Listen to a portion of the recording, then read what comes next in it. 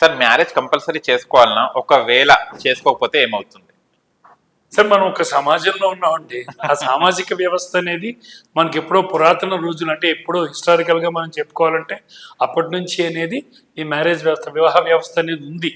అంటే ఈ వివాహ వ్యవస్థని నిర్మించడంలో కానీ, స్థాపించడంలో కానీ, వ్యవహారంలో నడపడంలో కానీ పాత అంటే పెద్దవాళ్ళు ఒక చేసిన ప్రయత్నం చాలా గొప్పదనే చెప్పాలి. నిజంగా మ్యారేజ్ ఖచ్చితంగా అవసరమే సార్. ఎందుకంటే మనం జన్మనిచ్చిన తల్లిదండ్రులు మనకి ఒక 25 సంవత్సరాల వరకు మన జీవితాన్ని ముందుకు ఎలా తీసుకెళ్లాలో అనేది చెబుతూ ఉన్నప్పుడు, అంటే ఇది చెప్పాలి అంటే ఒక థియరిటికల్గా వచ్చిన విషయమే, దాన్ని ప్రాక్టికల్గా మనం ఇంప్లిమెంట్ చేస్తున్నాం. అంటే ఒక వ్యక్తికి ఒక 25 సంవత్సరాలప్పుడు జీవితంలో సెటిల్ అవుతాడు. సెటిల్ అయిన తర్వాత ఆ 25 సంవత్సరాలు వచ్చేసరికి తల్లిదండ్రులు పెద్దవాళ్ళు అవడం జరుగుతుంది. అంటే 60 సంవత్సరాలు అవుతుంది. అయినప్పుడు కుటుంబంలో ఉన్నటువంటి 3 పిల్లలు కానీ 4 పిల్లలు కానీ తలో చోటుకి వాళ్ళ ఉద్యోగ రీత్యా కానీ, వ్యవహారం రీత్యా కానీ, లేకపోతే వ్యాపార రీత్యా కానీ వెళ్ళిపోవడం జరుగుతుంది. ఎప్పుడైతే అంటే మనం ముఖ్యంగా డిప్రెషన్ గురించి ఎప్పుడప్పుడు మాట్లాడుతూ ఉంటాం. ఆ డిప్రెషన్ అనేది నువ్వు ఒక్కడిగా ఉన్నప్పుడే నీకు ఎక్కువ కలుగుతూ ఉంటుంది. అలా కలగకుండా ఉండాలి అంటే ఖచ్చితంగా అంటే పెద్దవాళ్ళు అయిపోయినప్పుడు వాళ్ళు వయసు రీత్యా కానీ వాళ్ళకు కొన్ని ఇబ్బందులు ఉండొచ్చు, లేదా వాళ్ళ వయసు అయిపోయిన తర్వాత వాళ్ళ జీవితం ఒక్కడితో ముగింపు పలికినప్పుడు ఈ కుటుంబంలో ఉన్నటువంటి ఒకే వ్యక్తి ఒక్కడిగా ఉండిపోతాడు, లేకపోతే ఒక్కడిగా ఉండిపోయినప్పుడు ఆ డిప్రెషన్ కలిగే అవకాశాలు చాలా ఉంటాయి. అలాంటప్పుడు నీకంటూ ఒక కంపానియన్ కావాలి.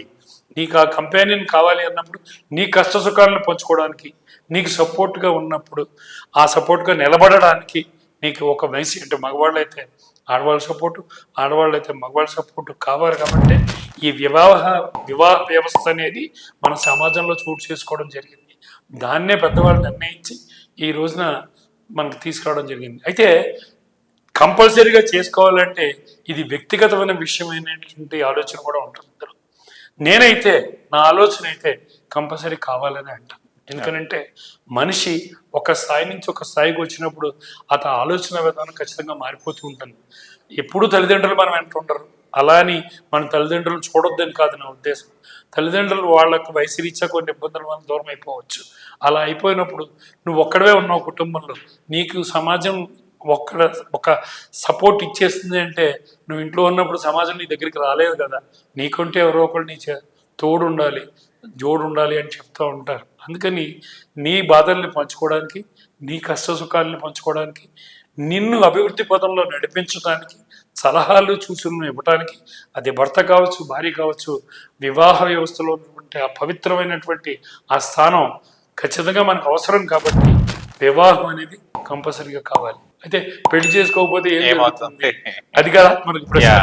దానివల్ల నష్టం అని నేను చెప్పను, కానీ అంటే వ్యక్తిగతంగా మనకి పురోగమించడం కానీ, లేదా మన ఆలోచన విధానంలో కానీ ఖచ్చితంగా సరైనటువంటి నిర్ణయాలు ఉండలేకపోవచ్చు అని నేను చెప్తాను.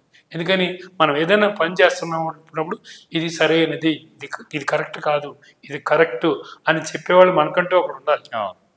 అందుకే మీరు ఇంగ్లీష్లో సామెత, behind every successful man there is a great women.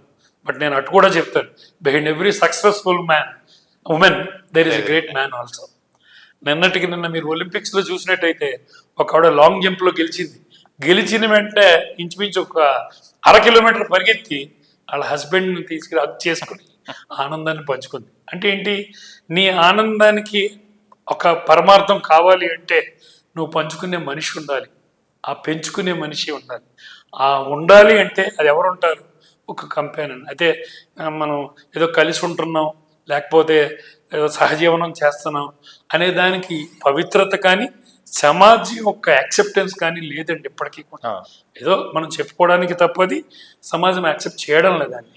కాబట్టి మనం ఒక లీగల్గా, అంటే చట్టపరంగా, న్యాయపరంగా మనం వివాహం చేసుకున్నప్పుడు ఆ వ్యవస్థలో ఒక పవిత్రతని కాపాడుకుంటూ మనం ఒకరికొకరికి తోడుగా నిలవటం వలన ఆ వ్యక్తికి ఒక ఆనందాన్ని పంచుకోవడం, ఆహ్లాదకరమైన జీవితాన్ని అనుభవించడం అనేది జరుగుతుంది. కాబట్టి వివాహం ఖచ్చితంగా కావాలి.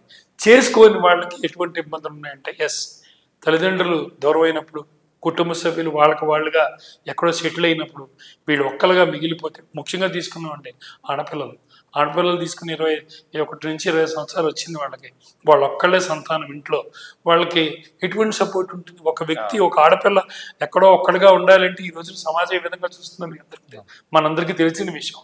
కాబట్టి తనకి తోడెవరు? వివాహం చేసుకోబోయే వ్యక్తి, అదే భర్త. అతనితో సహకారంతో, అతనితో జీవితాన్ని ముందుకు తీసుకెళ్తూ, ఆ సపోర్ట్తో కుటుంబ వ్యవస్థను పెంచి, అసలు వివాహం అంటూ జరగకపోతే పిల్లలు అధికారికంగా కానీ ఎక్కడో లీగల్గా ఎక్కడ ఉంటారండి? ఉంటారు కదా. ఎవరో పుట్టారని అనుకోవాలి. అదే అప్పుడప్పుడు మనం అనుకుంటూ ఉంటాం, your children my children are playing with our children అని. Your children my children playing with our children.